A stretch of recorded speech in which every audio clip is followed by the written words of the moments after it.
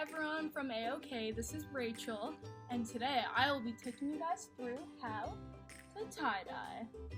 Now this activity is one of my favorite things to do, especially during the summer, because it's just a fun activity to do in your spare time, and why not wear a big, bright, vibrant shirt during the summer months.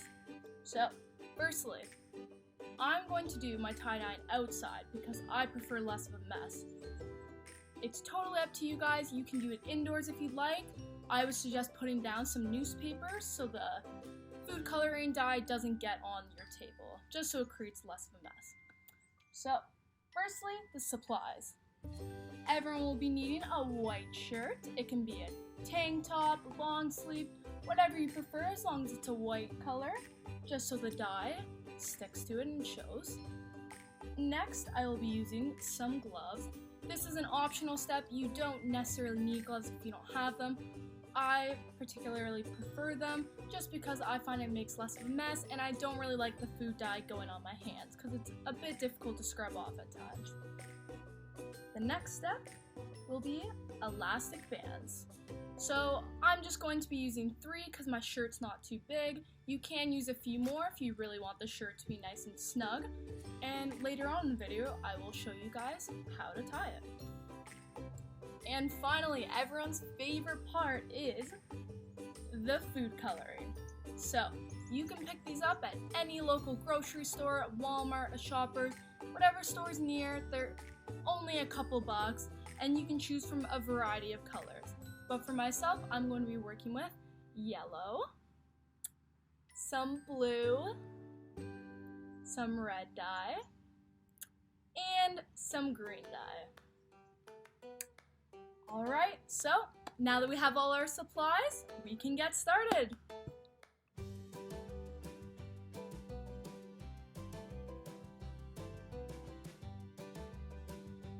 So, first step, I'm going to be putting on my gloves. One at a time.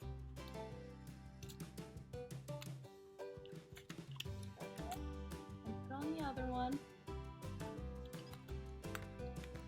And remember, before we get started, make sure that you're wearing clothes like shirts or shorts that you don't mind getting a stain on, just in case when you're pouring on the dye it does spill. You don't want to ruin your favorite shirt, of course. So, now that we got our gloves on, we are going to start with the t-shirt. Now, there are many different designs and ways to tie-dye a shirt, but I'm going to be showing you guys how to do the classic version because it's one of my favorites, and I think it turns out fantastic every single time. So here's what we're gonna do. Ready? So I'm gonna show you guys. I'm gonna lay it on the floor so you can see the entire shirt. Perfect. So we're gonna start with step 1. Lay it on the grass or on your table. What we're gonna do, we're gonna grab the middle of the shirt, scrunch it up a tiny bit, and the next step, we're gonna twist and turn to make a little spiral, okay? And we're gonna keep on twisting. As the shirt gets smaller and more compact, you're gonna keep on scrunching it all together and just keep on twisting. Just so we can get a nice big spiral effect. All right. And once you're done that, it should look relatively similar to this. And once we're done that, making sure it's nice and tight, we can start with our elastics. Now, this part can be a little bit tricky because it's hard to keep the shirt nice and tight, but I will show you how to do it. Just gonna show you my t-shirt so you have a better view. So what we're gonna do, make sure it's nice and tight. We're gonna grab the elastic, grab one end, and just put it over the top. So we're gonna do right in the middle, just like that. I know it doesn't look as tight yet, but just wait and see. So, now we're gonna grab our second elastic. What we're gonna do, turn it to the side. We're gonna make a T with our elastics. Just like that. Make a T. And for our final elastic, just to make sure it's nice and secure, we're gonna go right across. Kind of like making a snowflake. So again, grab the shirt, put the elastic over, and there you go. And if there are some loose pieces, such as this one, you can just curl it in and put the elastic over. By the end of it, the shirt should relatively look similar to this. Once you're all done this step, we can start with the most exciting part, which is the dye. Now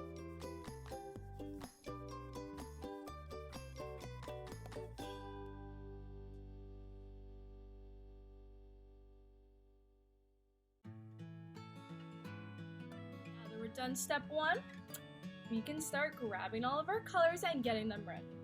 So what I'm going to be doing, I have a piece of paper just to lay down in the grass so it doesn't get all messy.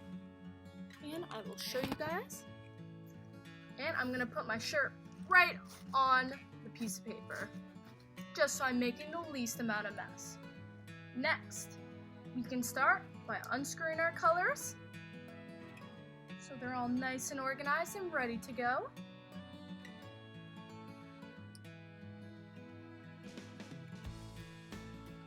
Awesome job, guys.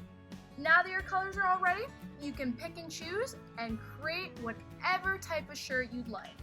So I'm going to start with the green. I'm going to put a bunch of drops, make it look extra pretty. You can put as many or as little drops as you'd like. Totally up to your preference, whatever you think is good. Now that I'm done with one, I'm going to put on the cap so it makes the least amount of mess. Put it to the side. I'm going to start with my next color. I'm going to add some yellow into there. I want a very vibrant t-shirt for this summer. Yellow reminds me of the sun too, and it's perfect for summertime, so. Perfect. Now that I'm done with this one, I'm going to switch onto the red. Let's see how this turns out. Now remember, while doing this, it can get very messy, so make sure you try to keep all the dye on the piece of paper underneath, just so it creates the least amount of mess. Perfect. And for my last color, I'm going to be adding a bit of blue, because who doesn't like some sky blue?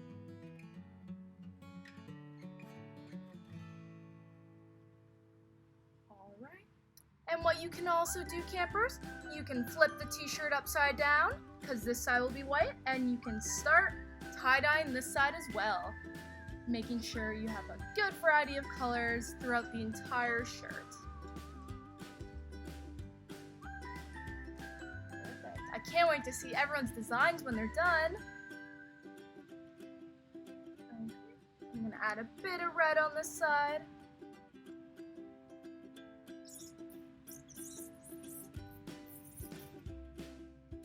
Perfect. Maybe a tiny bit of yellow. And lastly, I'm going to add a hint of green on this side. Great job, everyone. Now, if you want to look, whatever leftover dye, you can dab your shirt in it, just to make sure that you get enough color. And voila, we have our tie-dye shirts. Alright, campers, now that we've created our masterpiece, what we're going to do next is we're going to put the t-shirt in a plastic bag. I forgot to mention that from the start, but you will need any type of grocery bag, clear garbage bag, whatever you have that is accessible. And I'm going to take my grocery bag. It's sponsored by Walmart, where I picked up my food coloring. I'm going to put the t-shirt in and wrap up the bag very tightly. And there you go.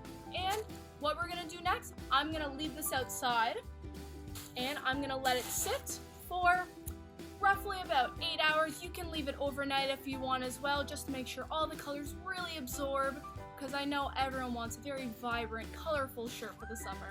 So, when this is ready, I will show you guys the results, so I'll see you soon.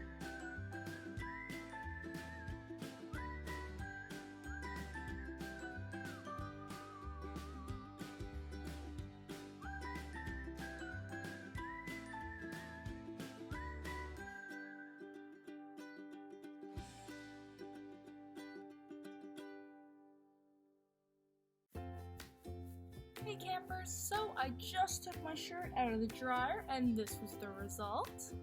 My colors kind of meshed together and turned a bit more purple than I'd like, but overall I absolutely love it. I hope your t-shirts turned out exactly the way you want it, and I can't wait to see them all at the next drive-thru. Alright, thanks for watching everyone, bye!